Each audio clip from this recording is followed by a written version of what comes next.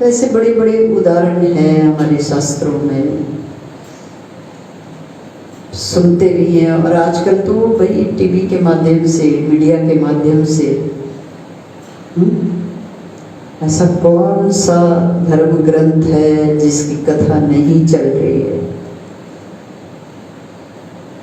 4 वेद, 6 शास्त्र, 18 पुराणों की कथा टीवी के माध्यम से देख लेते हैं। कितनी बड़ी बात है और कितनी अच्छी बात है कि घर बैठे हमें जो टीवी, बाकी लोग जो देखते हैं व्यर्थ की चीज़ें, वो तो बात अलग है। एक माता कह रही थी कि कौन सा नाटक आजकल बड़ा फेमस चल रहा है, मुझे तो नाम भी नहीं आता है, वो कौन सा चल रहा है, आप भी तो देखते होंगे, बताओ नाम। है अनुपमा, अनुपम है।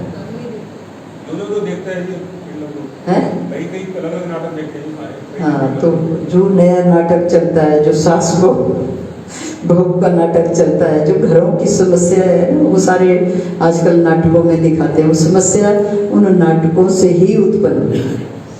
तो वो नाटक जो देखते हैं वो बात अलग है। उन्होंने तो भाई वो काम काज कुछ है नहीं, धर्म की कर्म की समझ है नहीं, समय पास नहीं होता, टाइम पास नहीं होता, तो ऐसे ऐसे नाटक देखने जिसमें जो भ्रमित कर दे और भ्रमित कर दे और बुद्धि खराब कर दे और मन को बीमार कर दे, ऐसे नाटक देखते हैं।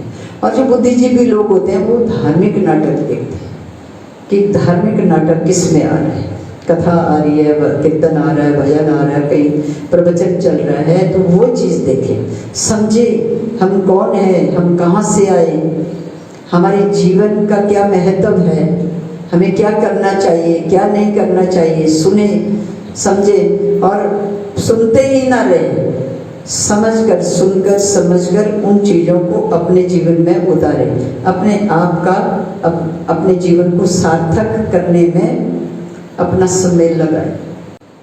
अपने इष्टों का, अपने गुरुओं का ध्यान करो, मनन करो, प्रणाम करो, थोड़ी देर ध्यान करो, अपनी श्वासों के साथ बैठ जाओ, ओम का उच्चारण करो, अपने आप को जानने का प्रयास करो, आत्मसात करने का प्रयास करो, अपने मन को स्वस्थ करने के लिए, अपने मन को बलिष्ठ करने के लिए, शुद्ध करने के लिए मनन करो, ईश्वर का गुणगान करो, नाम जपते जपते, ध्यान करते करते, थोड़ी जितना समय, जब तक परिवार का समय शुरू नहीं होता तब तक ये समय अपने जीवन को सार्थक बनाने के लिए लगाए। ऐसी बहुत सारे उदाहरण हैं। हम एक भजन भी बोलते हैं, मालिक ते भरोसा रख बंदिया, उसमें आता धन्य ने भरोसा रखियासी, 8 दिन गुने कुछ भी ना चख्यासी। तो धन्ना भक्त, एक किसान के घर में धन्य भक्त, ये जितना भजन में जितने नाम हम लेते हैं, कई बार आपको सुनाई भी होगी बात, सबके जीवन का कोई बड़ी लंबी ये चर्चा है। तो पिता के पास एक ब्राह्मण आया और वो शालिग्राम की पूजा करते थे। पहले भी हमने ये चर्चा आपको की है। तो शालिग्राम की पूजा करते थे।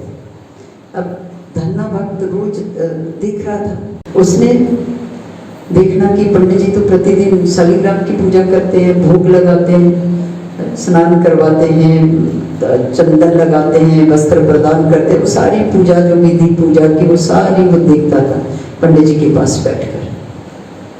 अब कुछ समय पंडित जी वहां रुके और कुछ समय के बाद पंडित जी ने कहा कि धन्य के पिता को कहा कि बस अब मैं चलता हूँ।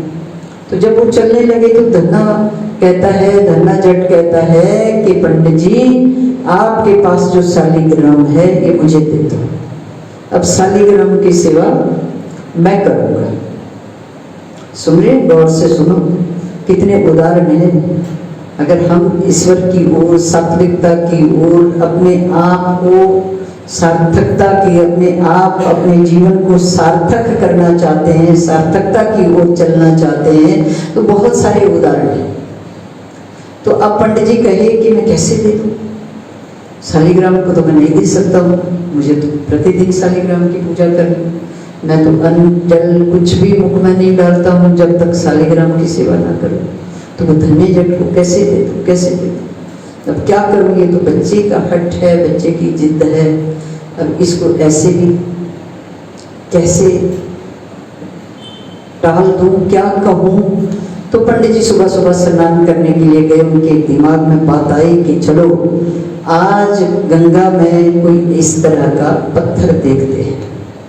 तो पंडित जी स्नान करने के लिए गए और गंगा में एक पत्थर मिल गया से शालिग्राम की तरह, और पत्थर लाकर धन्य को दे दिया कि ठीक है, तुम कह रहे हो कि तुम शालिग्राम की पूजा करेंगे, तो ये लो, ये शालिग्राम है, और जैसे मैं पूजा करता हूँ वैसे आप भी करना, भगवान को भोग लगाना, भगवान खाएंगे उसके बाद तुम खाओगे।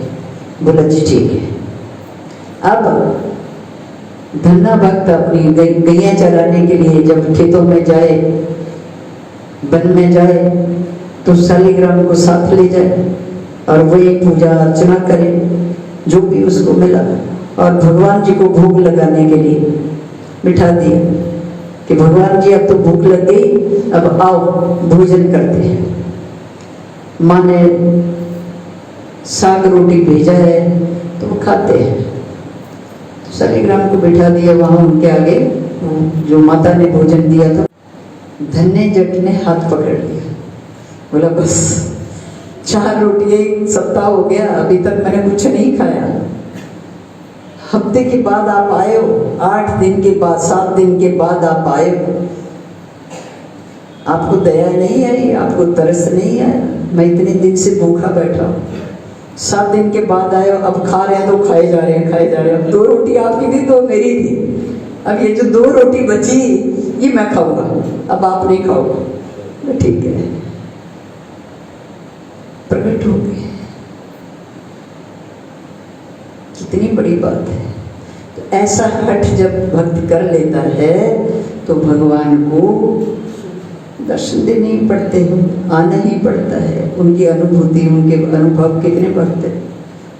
आज संजय जी कह रहे थे कि देवसिद्ध गुफा की बात कर रहे थे, परसों शुक्रवार वाले दिन गुफा में दर्शनों के लिए गए, और जब दर्शन किए तो जो अद्भुत अनुभव हुए वो सुबह मुझे आज सुना रहे थे। ऐसे लगा कि वो तो बिल्कुल साक्षात था। कितने लोग जाते होंगे दर्शनों के लिए, सबको ऐसी अनुभूति होती है। जो श्रद्धालु है, जो शुद्ध मन वाला है, जो जुड़ा हुआ व्यक्ति होगा, जो जुड़ा हुआ साधक होगा, जो दिल से अपने आराध्या के साथ जुड़ जाता है, उनके लिए वो प्रकट हो जाते हैं, कहीं भी प्रकट हो जाते हैं। अब देखिए ना, गंगा से पत्थर उठा कर लाए, उसमें प्रकट होते हैं। जिसको विश्वास है, जिनकी श्रद्धा है, जिनका मन जुड़ गया है, जो पूरा भरोसा रखते हैं कि भगवान है। अब कई तो ऐसे कहते भगवान है भी कि नहीं है, संशय शंका तो आएंगे। जिसको अटूट विश्वास है कि है, वो है तो हम है, वो जब इस शरीर से निकल जाएगा तो हम एक श्वास भी नहीं ले सकते, एक कदम भी नहीं चल सकते। तो जितनी भी हम पूजा पाठ करते हैं, जो भी यम नियम हम अपने घर में करते हैं, वो पूरे दिल से करें, दिल से करें, सच्चे मन से करें। और उसको प्रत्यक्ष, जो भी चित्तर है, जो मूर्ति है, जो आप पूजा कर रहे हैं, उसको चित्तर न समझो, उसको मूर्ति न समझो, उसके भीतर वो वास करता है, वो प्रत्यक्ष है, वो साक्षात आपके सामने बैठा।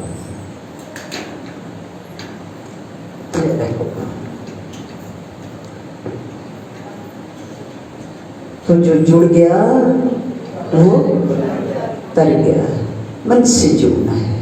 जितनी देर आप पूजा पाठ करते हैं, जितनी देर आप ध्यान करते हैं, उतनी देर सिर्फ और सिर्फ उसी का ध्यान होना चाहिए, मन इधर उधर होना चाहिए। बोलो उमापति महादेव की जय।